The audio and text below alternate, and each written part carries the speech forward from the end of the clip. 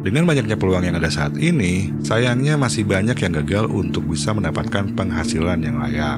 Padahal sudah melakukan berbagai cara. Bagi kebanyakan orang, seni dalam mendapatkan penghasilan yang tinggi masih menjadi misteri. Saya masih ingat waktu pertama kali dapat uang di internet itu di tahun 2008, yaitu 145 US dollar dari affiliate marketing. Bukan uang yang besar karena duitnya langsung habis buat bayar utang, tapi waktu itu rasanya seneng banget. Karena akhirnya saya bisa dapat duit tanpa harus bekerja kantoran. Baru di tahun 2011, akhirnya saya berhasil meraih 10.000 dolar pertama saya.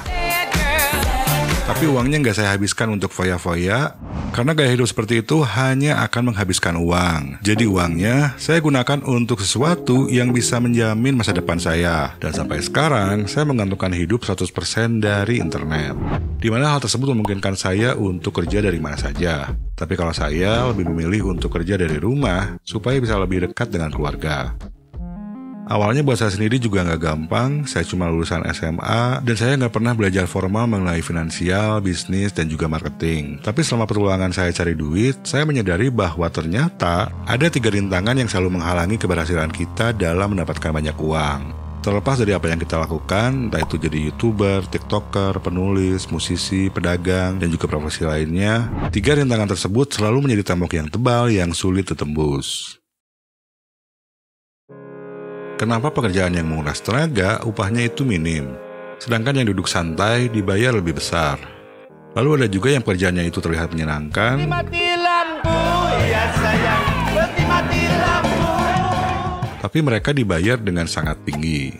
Semua itu disebabkan oleh seberapa tinggi value atau nilai yang ditawarkan. Semakin tinggi nilainya, semakin besar pendapatannya.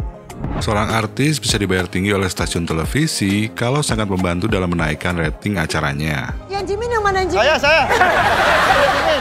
Dan kalau rating acaranya naik, maka bakal banyak sponsor yang mau pasang iklan di acara tersebut. YouTuber yang mampu menarik banyak minat penonton, oleh YouTube dianggap memiliki andil besar dalam membuat banyak penonton betah. Karena hal tersebut memperbesar penghasilan iklan yang bisa diraih oleh YouTube.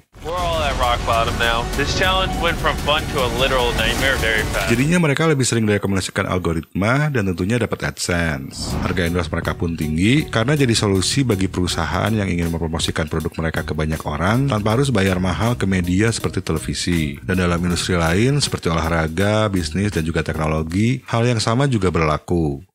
Nilai yang diukur adalah solusi yang bisa kita berikan dalam menguntungkan pihak lain. Dan itulah rintangan yang sering dihadapi banyak orang, karena terlalu ego, malas, dan mudah tergoda. Kalaupun bekerja, kerjanya biasa-biasa aja, malah sering mangkir, sehingga gaji pun sulit naik. Nah kalau kayak gitu, posisinya bakal mudah untuk digeser oleh orang lain. Nah cuma banyak juga yang punya skill bagus, bahkan udah punya pengalaman, tapi tetap sulit untuk meningkatkan penghasilan. Ini karena nilai seseorang dipengaruhi oleh 2 tipe skill yang berbeda, yaitu hard skill dan soft skill. Kalian mungkin sering lihat orang-orang yang gak terlalu pintar, tapi bisa sukses. Atau mungkin teman kalian gak sepintar kalian, tapi lebih sukses. Nah alasannya itu karena soft skill. Soft skill itu sangat berbeda dengan hard skill. Kalau hard skill itu adalah skill teknis, contohnya desain, video editing, nyanyi, sepak bola, dan lain-lain. Sedangkan soft skill adalah personal atribut yang dimiliki seseorang. Soft skill ini mempengaruhi cara kita berpikir, cara kita bertindak, termasuk cara kita memperlakukan orang lain. Seorang penyanyi itu bukan hanya harus jago bernyanyi, tapi juga harus mampu menyentuh hati penonton.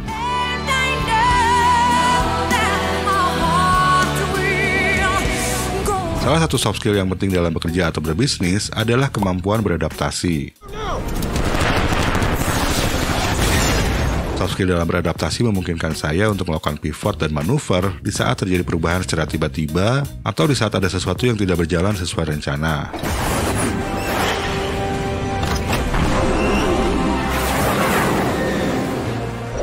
Dan dalam hidup, perubahan itu terjadi secara konstan. Kemampuan beradaptasi mempengaruhi kita dalam membuat keputusan yang tepat dan juga memecahkan masalah. Waktu masih muda, semuanya nggak mudah buat saya. Saya pengen jadi programmer, tapi nggak mampu beli komputer. Untuk kursus programming juga nggak punya duit. Jangankan untuk kursus dan beli komputer, untuk bayar warnet sejam pun nggak selalu punya duit. Pada saat itu HP belum secanggih sekarang, tapi kalau saya sih HP juga nggak punya. Kondisi-kondisi tersebut memaksa saya untuk berpikir dan memecahkan masalah yang saya hadapi. Caranya adalah dengan membuka pikiran kita, mengidentifikasi masalah, dan sering melakukan brainstorming. Pada saat itu saya sambil kerja serabutan dulu karena butuh makan, dari mulai sales door to door, yang baru nyampe pagar udah digonggong anjing, terus jagain wartel, bahkan sampai ngangkut-ngangkut sound system di acara hajatan atau di pameran. Nah, sebagian duit yang saya terima, saya pakai untuk belajar di warnet, dan kalau ada uang lebih, saya beli buku. Saya pun mencari cara agar bisa kerja di warnet. Ini supaya saya bisa dapat akses komputer dan internet gratis sambil belajar programming, sekalian sambil cari uang makan. Upaya yang saya lakukan dalam meningkatkan nilai diri terjadi karena adanya motivasi. Dan motivasi adalah salah satu soft skill yang penting. Kita itu harus inisiatif untuk bergerak dan mengidentifikasi cara-cara yang bisa membantu kita dalam mengembangkan diri. Kurangnya motivasi, apalagi disertai rasa takut yang besar, contohnya rasa takut gagal, bisa membuat kita sering menunda-nunda. Soft skill lain yang tidak kalah pentingnya adalah kepemimpinan, komunikasi, bekerja sama, kreativitas, dan kecerdasan emosional. Empati serta rasa penasaran tinggi juga itu termasuk soft skill, tapi kita nggak mungkin memiliki semua soft skill yang menonjol.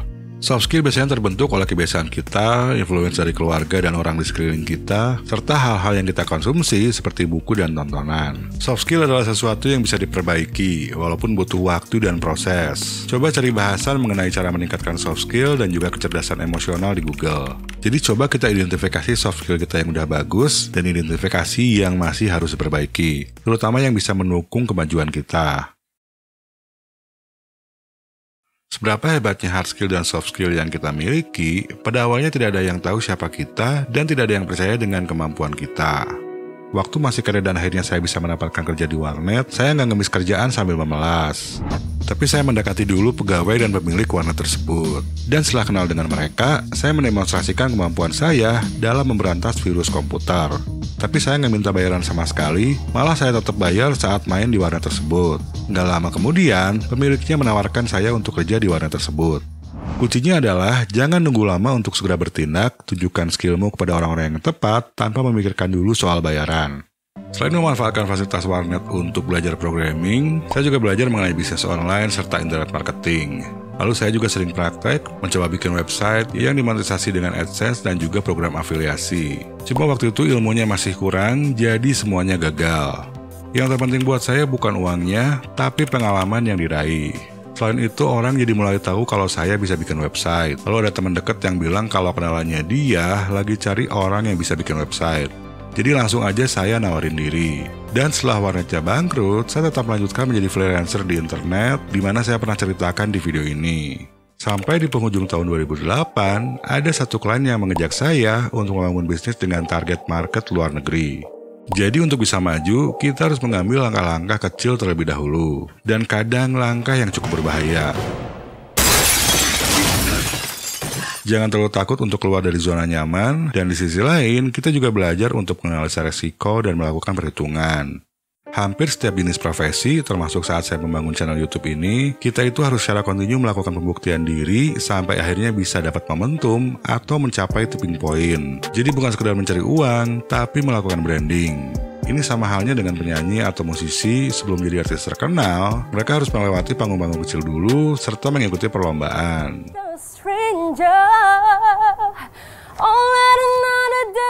Aktor terkenal awalnya juga casting-casting dulu, banyak ditolak, dan biasanya memulai sebagai figuran dulu. Dan di zaman sekarang, manfaatkan juga sosial media untuk menunjukkan skill dan juga solusi yang bisa kita berikan pada orang lain. Bisa sesuatu yang menghibur atau mengedukasi, yang penting bermanfaat buat orang lain.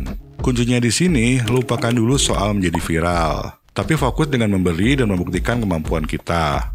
Yang bikin banyak orang nggak tahan, proses pembuktian ini butuh waktu yang tidak sebentar. Perlu tekun dan sabar, dan rasanya itu membosankan. Ditambah lagi, perlu melakukan banyak pengorbanan. Karena proses meningkatkan nilai dan melakukan pembuktian ini harus terus dilakukan secara kontinu. Namun pada kenyataannya, banyak orang yang telah berhasil memiliki penghasilan lumayan, berhenti hanya sampai di situ saja. Mereka berhenti mempelajari ilmu-ilmu baru. Padahal masalah-masalah keuangan baru yang lebih sulit akan terus menghampiri hidup kita. Persaingan dari orang-orang yang lebih muda pun tidak akan pernah berhenti. Dan bukan tidak mungkin kita bisa kembali terpuruk. Jadi jangan cepat puas. Melewati rintangan ke-1 dan ke-2 ini bakal menjadi masa tersulit dan terpanjang dalam hidup kalian. Tapi setelah berhasil, buahnya sangat manis. Di saat kita mampu menembus rintangan ke-1 dan ke-2, penghasilan kita akan meningkat. Dan disitulah rintangan yang ketiga akan muncul. Terutama di saat kita tergoda dan ingin terlihat seperti orang kaya. Yang biasanya terjadi karena kesombongan, rasa iri, atau haus pujian.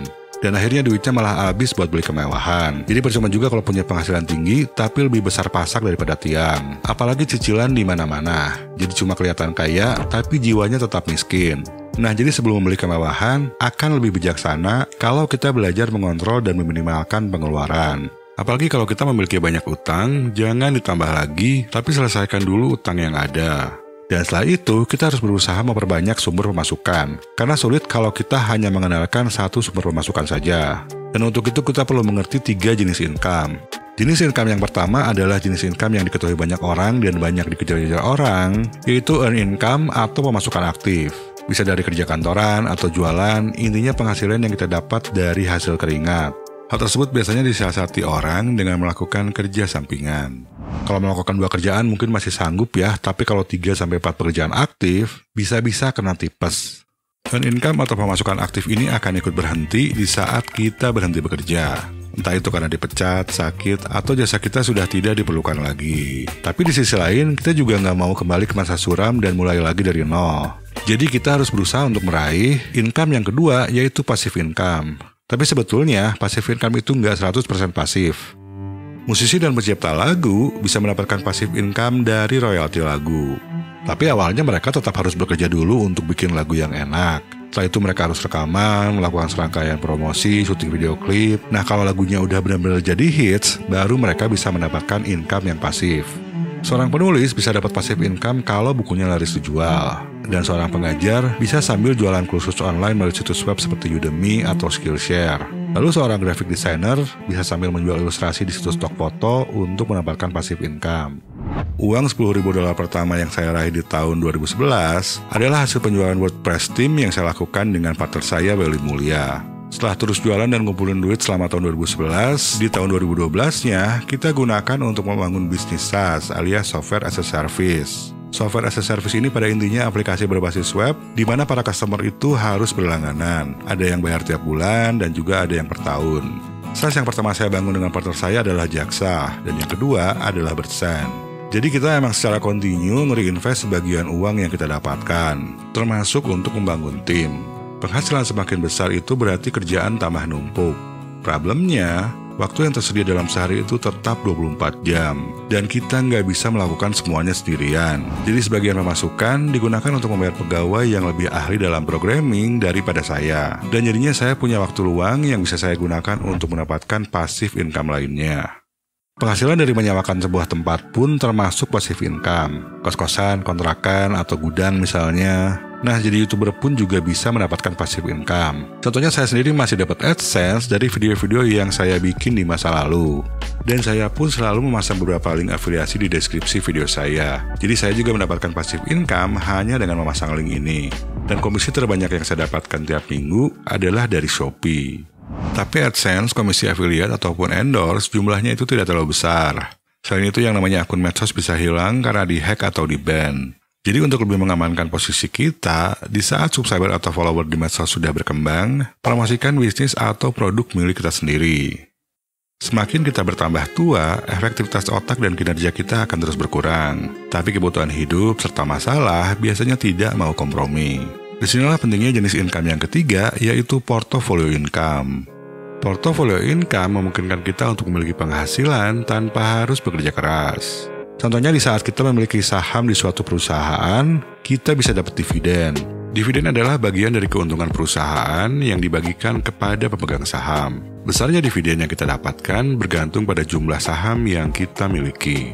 Atau bisa juga kita beli saham di saat harganya murah, terus dijual saat harganya naik, dan kita akan mendapatkan yang namanya capital gain.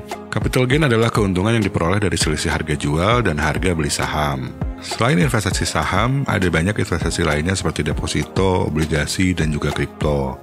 Dengan teknologi sekarang, melakukan investasi sudah bisa dilakukan melalui smartphone oleh siapa saja. Biasanya, orang melakukan investasi jangka panjang itu untuk menjamin kehidupan di hari tua karena nggak semua dari kita bisa dapat pensiun. Jadi nggak ada salahnya untuk menginvestasikan sebagian uang kita secara jangka panjang. Cuma saat melakukan investasi itu juga kita harus belajar dulu, jangan sampai gegabah, karena banyak juga kejadian kasus-kasus investasi bodong. Walaupun investasi memungkinkan kita untuk dapat penghasilan di saat kita tidur, setiap jenis investasi memiliki keuntungan dan resikonya masing-masing. Memikirkan strategi investasi yang tepat bisa terasa kompleks bagi seorang pemula. Sangat disarankan untuk belajar dan mengerti terlebih dahulu. Jadi jangan berpikir hanya untuk jangka pendek saja, tapi berpikir juga untuk jangka panjang.